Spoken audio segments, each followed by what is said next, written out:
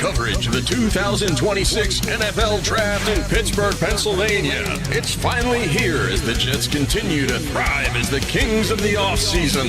With all these picks and all these trades, can the Jets improve enough to become a playoff team in year 2 of Glenn and Muji? Jake's here and is live breaking down all the picks the Jets are making. It's the Jake Asman Show. Live from the NFL Draft in Pittsburgh, it is indeed the Jake Asman Show, presented by PrizePicks. I was not expecting to do another instant reaction live stream to a Jet draft pick, but Darren Muji said, hey, Jake, watch this. A trade back into the first round. The New York Jets were on the clock at number 30 after making a deal with the San Francisco 49ers, and the Jets got themselves another weapon. After taking Kenyon Sadiq, the tight end, at 16, the Jets selected Omar Cooper Jr. with the 30th overall pick in the NFL Draft. And let me say this. I unequivocally love this pick. I, without a doubt, love this pick. Omar Cooper Jr., I felt, was in play at 16 for the Jets. If they had taken him there, I would not have been opposed to that decision. I felt it was maybe a little rich to take Cooper that high. But you know what? The going rate for wide receivers in the NFL is off the charts. It's a premium position. Alec Pierce, who's a solid wide receiver, right? Best number 2 you could find. He's making $29 million a year. It's a premium position. So if they took Cooper at 16, I would understand it. They went with Sadiq. They felt like he was a mismatch for defenses. He was a guy that was too good to pass up. They had him higher than Mekhi Lemon, higher than Denzel Boston, higher than Omar Cooper Jr. But at pick 30, to get Cooper is incredible value. And if you look at what the Jets gave up, the New York Jets, they traded pick 33 and pick 179.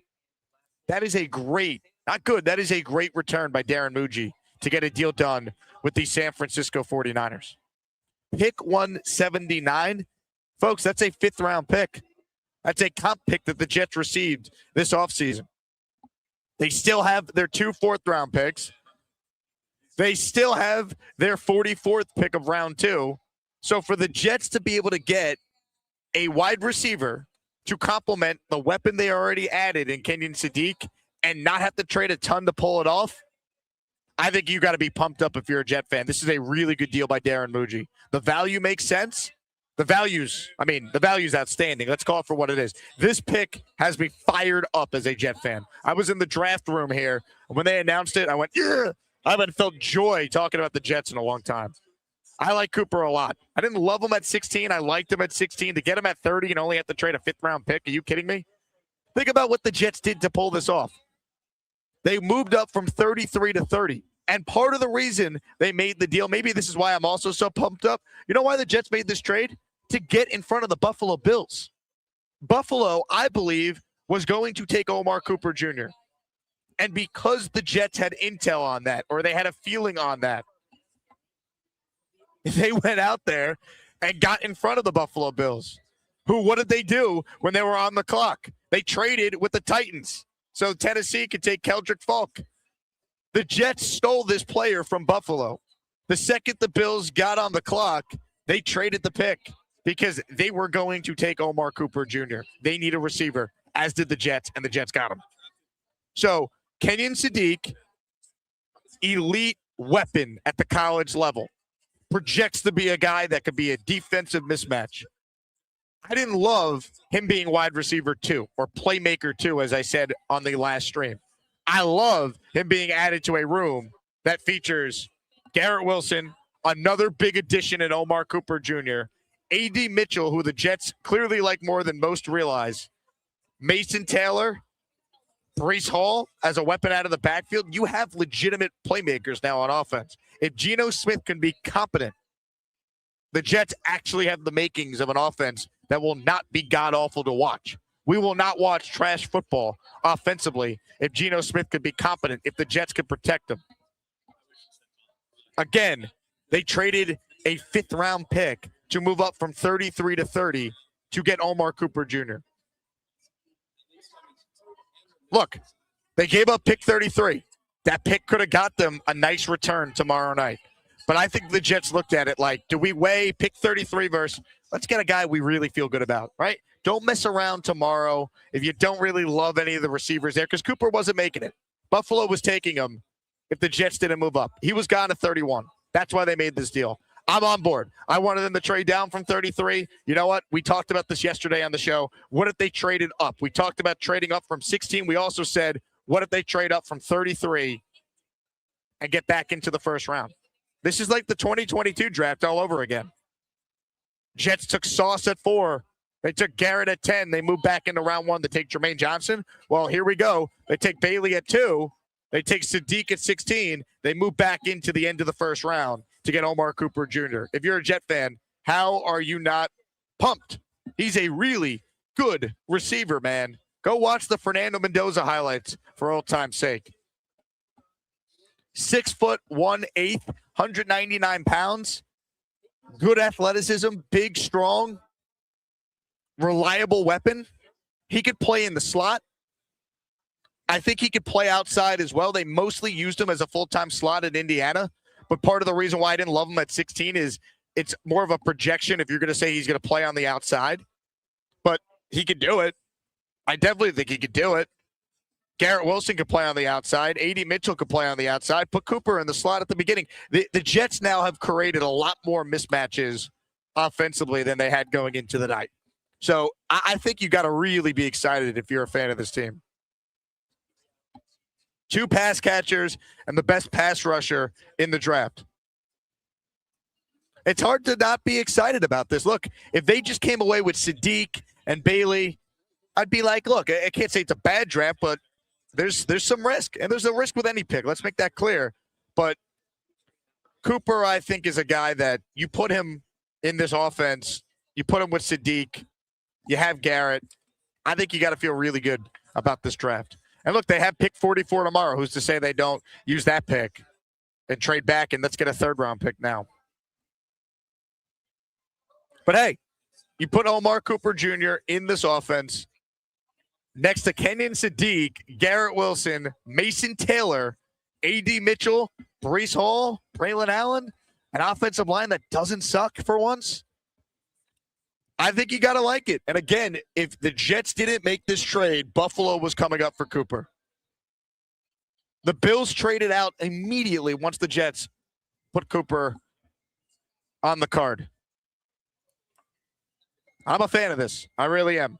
Jet fans, if you're watching live, like the video. Make sure you are subscribed to the channel. We have 1,200 of you watching live right now. Thank you so much. Big thank you to all the Asmaniacs who are in Pittsburgh, came out to our draft party earlier. Shout out to the Asmaniacs who have been all over the draft coverage tonight on ESPN and NBC. Lou B at our party today. Boy Green at our party today. Hulk Hands at our party today. A who's who of Jet fans were at the party today, and they've been all over the broadcast tonight. It's been awesome.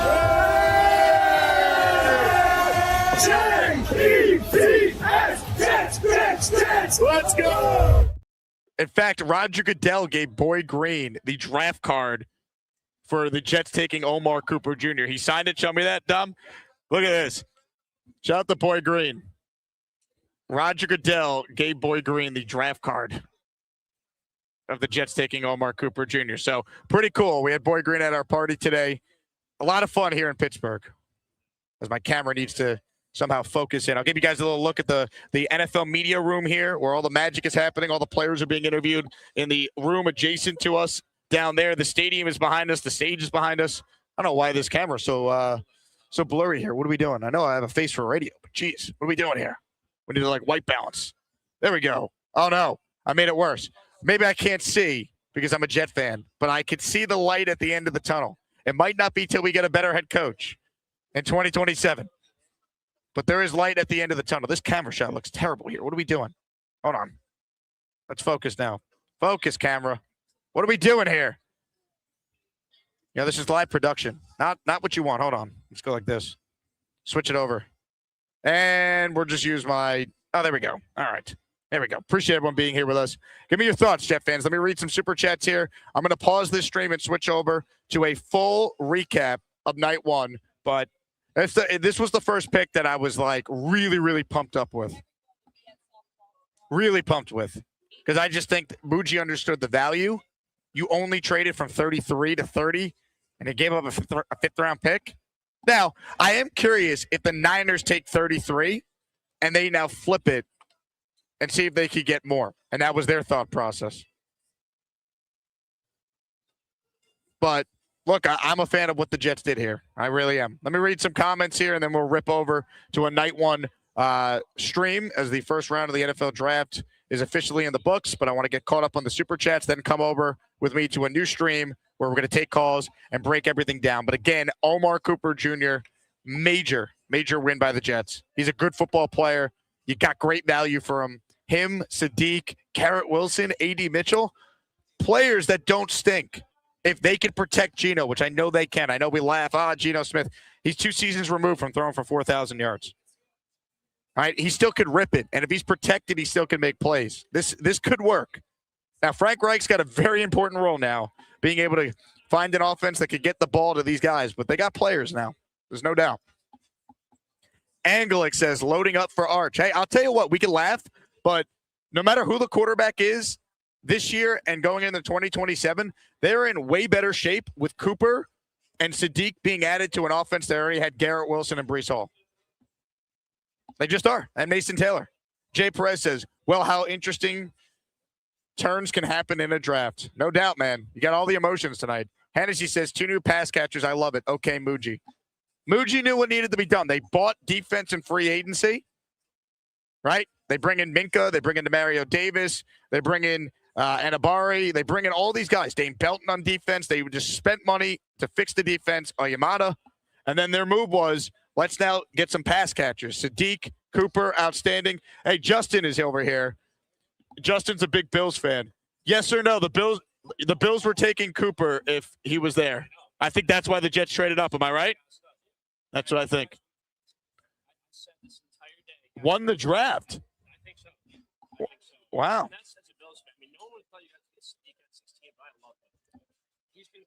Wow. Yep. So same thing, New Year as Bills fan saying Jets won the draft. How about that? Appreciate your honesty, Justin. Well, that was my big thing why I thought they were going to move up for a receiver potentially if they felt like the one they wanted at 33 wasn't going to make it because Buffalo was going to take him. And I think the fact that Bills traded out immediately confirmed Cooper was going to be the player. He might be. We'll see. I'll tell you what, I feel a lot better about the Sadiq pick at 16, knowing they also supplemented it with a legit weapon. So that's right. We'll march for Arch. Appreciate you. Good seeing you, Justin.